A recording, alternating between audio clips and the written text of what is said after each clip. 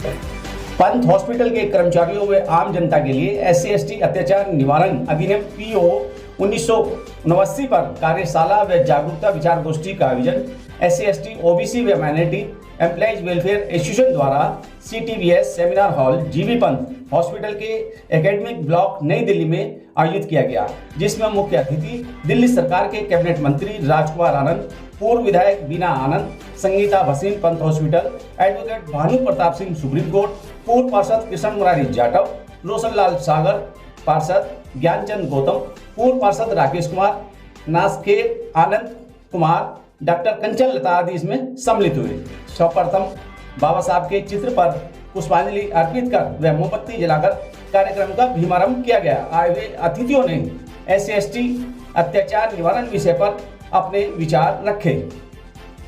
Association के अध्यक्ष पवन कुमार वर्मा, महासचिव मुकेश कुमार, चेयरमैन हर नारायण द्वारा अतिथियों का सम्मान स्वरूप पटका पहनाकर फूल बुके देकर स्वागत किया गया। साथ ही मंच का संचालन भरतवीर सिंह द्वारा किया गया। आइए देखते हैं ये विशेष कवरेज GV पंत हॉस्पिटल नई दिल्ली से।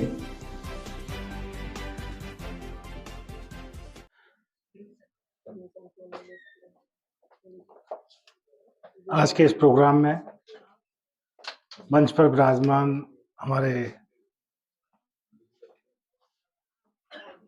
कृष्ण मुरारी जाटव जी, गौतम साहब, आनंद जी, रोशन लाल जी, भानु प्रताप जी तो जा चुके हैं, और पवन जी, हमारे भाई राकेश जी, और सभी माननीय साथियों को और जितने लोग बैठे हुए हैं उन सबको मेरा नमस्कार, जय भीम। आज हम सब यहाँ पर इकट्ठा हुए हैं एट्रोसिटीज एक्ट की बात करने के लिए। ये बना तो 1989 में था, लेकिन ये उसी भारतीय संविधान का पार्ट है जो बाबा साहेब डॉक्टर अंबेडकर ने 1950 में 26 जनवरी को जो संविधान लागू हुआ था, उससे पहले बाबा साहेब, मैं एक बात आपको उसकी बैकग्राउंड बता रहा हूं कि किस तरह से बाबा साहेब एक विजनरी थे। आज हम बड़े आराम से बोल के निकल जाते हैं कि वो दलितों के मसीहा थे। बाबा साहेब सिर्फ दलितों के मसीहा ही नहीं थे, और थे तो हम आज मानते नहीं, उनकी बातें नहीं मानते। बाबा साहेब ने संविधान देने से पहले जो संविधान सभा की आखिरी बैठक थी, जो 26 नवंबर को हुई थी 1949 को, उन्होंने कहा था कि आज से एक व्यक्ति एक वोट के बराबर हुआ, यानी कि स्त्री का वोट भी उतना, पुरुष का वोट भी उतना, अमीर के वोट की कीमत भी उतनी, गरीब के वोट की कीमत भी उतनी, इस जाति का वोट की कीमत भी उतनी, उस जाति के वोट की कीमत भी उतनी। इस तरह से सारे राजनीतिक रूप से बराबर हो गए। लेकिन आर्थिक और सामाजिक जो गैर बराबरी की खाई है वो ज्यों की त्यों बनी हुई है, और इसको पाटने की जिम्मेदारी आने वाली सरकारों की रहेगी। 75 साल संविधान को लागू हुए हो गए, देश को आजाद हुए हो गए, किसी ने ना तो आर्थिक बराबरी को की खाई को पाटने के लिए काम किया, ना सामाजिक गैर बराबरी की खाई को पाटने के लिए काम किया।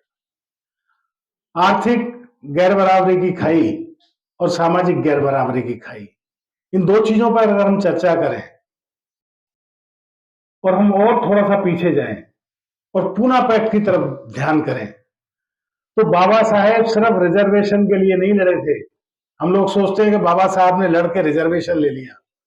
बाबा साहेब हमेशा बात करते थे रिप्रेजेंटेशन की। वो कहा करते थे कि हर क्षेत्र में हमारा हिस्सा होना चाहिए, चाहे वो रोजगार हो, चाहे वो नौकरियां हो, चाहे वो कोई भी चीज हो। लेकिन वो यरबदा जेल में जो हुआ, आपको क्या लगता है कि बाबा साहब इतनी आसानी से चले आए होंगे? कितने रोए होंगे वो जिस दिन बाबा साहब यरबदा जेल से आए थे, क्योंकि तो पूरे देश ने कह दिया कि अगर गांधी जी नहीं रहेंगे तो देश खत्म हो जाएगा, गांधी जी खत्म हो गए तो देश खत्म हो जाएगा। बाबा साहब हमेशा रिप्रेजेंटेशन की बात किया करते थे। अब रिप्रेजेंटेशन का मतलब यह है कि आपको सरकारी नौकरियों में आरक्षण मिलता है, मान लीजिए यार ईमानदारी से मिल भी रहा है, मिलता होगा, लेकिन प्रमोशन में नहीं देते। वो रिप्रेजेंटेशन के तहत आएगा, अगर उसको सोचे हम मोटे तौर पर, तो वो रिप्रेजेंटेशन के तहत आ जाएगा, उसको रोक दिया जाता है, क्योंकि यहां पर खाना पूरी कर दी जाती है कि आपको रिजर्वेशन दे दिया हमने, आपको नौकरी दे दी हमने। हमारा आज भी कोई माइनिंग में हिस्सा नहीं है, हमारे लोगों का कोई 5 स्टार होटल नहीं है 75 साल में। तो आखिर क्या किया सरकारों ने? हमारे लोग जैसे थे वैसे ही हैं। आज किसान है, आज बेशक किसान आंदोलन की बात कर रहे थे, हम लोग होते हैं सबसे ज्यादा जलसों में, हम लोग नजर आते हैं, लेकिन भूमिहीन मजदूर किसान है हम लोग। हमारा आदमी किसान नहीं है, वो किसानों के यहां मजदूरी करता है, वो किसान उसे फिर दिहाड़ी पे लेके और उसमें जलसों में लेकर आते हैं। ऐसे ही हर जगह बुरा हाल है, सब कुछ प्राइवेट कर दिया, सब कुछ बेच दिया, जो नौकरियां थी वो भी प्राइवेट हो गई, कॉन्ट्रैक्ट पे लेबर हो गई, सब कुछ धीरे धीरे कॉन्ट्रैक्ट पे होता जा रहा है। तो ऐसे हालात में अगर सामाजिक की बात करें तो सामाजिक में भी आज क्या रह गया? सामाजिक में भी अगर सोशल लेवल पे हम बात करें तो उसमें भी एट्रोसिटी एक्ट के अंतर्गत एफआईआर नहीं होती, और एफआईआर हो जाती है तो उस पर जो इन्वेस्टिगेशन है उसमें पुलिस आपकी मदद करने की जगह कोऑर्डिनेशन और आर्बिट्रेशन करती है, आपके समझौते कराती है, सिर्फ समझौते कराती है। वो 10 दिन का जो टाइम होता है उसमें वो दोनों को बिठा के समझौते कराती है, भाई साहब ऐसे हो जाएगा, वैसे हो जाएगा, बहन जी कुछ होता तो है नहीं, आप छोड़ो, इसमें सिर्फ समझौते कराती है। तो ये पूरा का पूरा सिस्टम है इसका।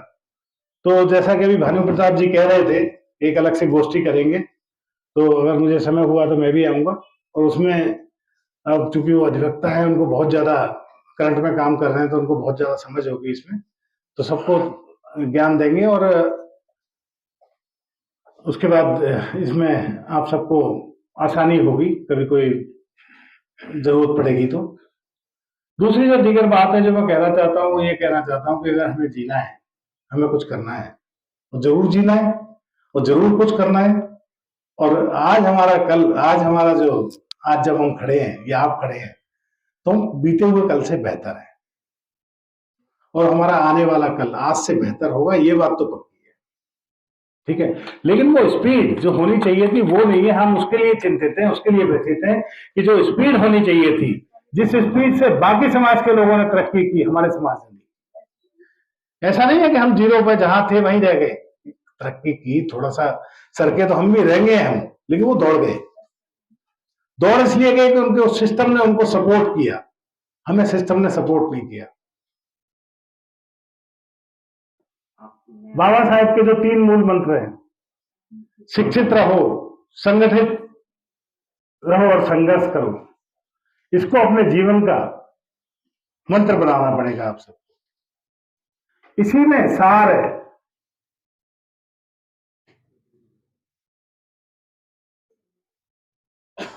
देखिए, बाबा साहब ने संविधान लिखा, बाबा साहब ने एनलाइटन किया इस कंट्री को, और ये सूत्र दिया, उसके बाद हमारे लोगों को समझ नहीं आया। ये बात ब्राह्मणों को समझ आ गई। ब्राह्मणों से मेरा मतलब बाकी लोगों को समझ आ गई, अदर देन SC ST, के शिक्षा पहला सूत्र है। और उन्होंने दबा के पढ़ना शुरू किया। क्यों पढ़ते लिखते तो पहले भी थे, पहले पंचांग पढ़ते थे, वेद पढ़ते थे, उन्होंने किताबें उठा ली और दबा के वो IAS बने, जुडिशरी में गए, मीडिया में गए, और जहां जहां गए उन्होंने वहां वहां संगठन बना लिया। इतने संगठित रहे कि उसके बाद उन्होंने जुडिशरी में किसी SC ST को घुसने दिया? नहीं घुसने दिया। उसके बाद अगर वो मीडिया में गए तो उन्होंने SC ST को घुसने नहीं दिया। ये तो बाद में लोगों को एक जागृति आई, पढ़ना शुरू किया। 70 और 80 के दशक में हमारे लोगों में एक मतलब अभियान चला और लोग आईएएस बने, आईपीएस बने, और उसके बाद सरकारें जाग गई तो बनते जा रहे हैं। फिर उन्होंने क्राइटेरिया को इधर उधर करना शुरू किया और लोगों की जो योग्यता है उनको डाइवर्ट करना शुरू किया। और संघर्ष करने लायक हम जब ही रहेंगे जब संगठित होंगे, क्योंकि हम छोटे छोटे संगठन बना लेते हैं बहुत सारे। उन्होंने कहा था संगठित रहो, हमने सीख तो लिया संगठित रहना, लेकिन हमने बहुत सारे संगठन बना लिए। अगर हम एक संगठन कोई बनाए तो कोई राजनीतिक पार्टी नहीं है ऐसी, कोई नहीं, कोई कांग्रेस, कोई बीजेपी, कोई कुछ नहीं है। अगर एससी एसटी और ओबीसी अगर ये संगठन बना लें और एक होकर एक दिन रामलीला मैदान पर खड़े हो जाएं तो कुछ भी नहीं हो सकता। सबको झुकना पड़ेगा, सबको आपकी बात माननी पड़ेगी। लेकिन हमने संगठन बहुत सारे बना लिए, संगठित नहीं हुए। ये कुछ प्रॉब्लम है हमारे साथ हैं, इनको हमें सुधारना होगा। संगीता जी आई थी, चली गई। एक डी ब्लॉक में मुझे भी कहना था, लेकिन मैं दोबारा से उनसे बात कर लूंगा। डी ब्लॉक का नामकरण है, हमने डॉक्टर बाबा साहेब भीमराव अम्बेडकर के ऊपर नामकरण के लिए उनको चिट्ठी भी लिखी और अभी तक हुआ नहीं है। लेकिन हम जल्दी इसको दोबारा बात करके, चाहे हमें आना पड़े, इसको जल्दी ही हम बाबा साहेब डॉक्टर भीमराव अम्बेडकर के नाम से बनवाएंगे। बहुत बहुत धन्यवाद। Thank you so much. जय भीम।